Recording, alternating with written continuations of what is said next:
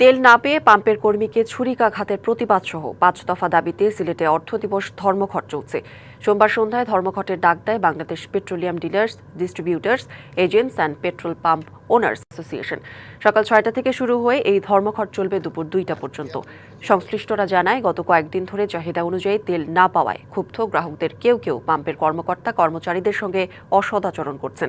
সোমবার সন্ধ্যায় চৌকি দেখি এলাকার উত্তরা পেট্রোল পাম্পে মিঠু নামের এক কর্মচারীকে ছুরিকাঘাত করা হয়। হামলাকারীদের দ্রুত গ্রেপ্তার করে আইনের আওতায় আনাসহ ৫ দফা দাবিতে চলছে এই কর্মসূচি। এদিকে ধর্মঘটের কারণে বিপাকে পড়েছেন গ্রাহকেরা। পাম্পে তেল না পেয়ে অনেককেই ফিরে যেতে দেখা গেছে।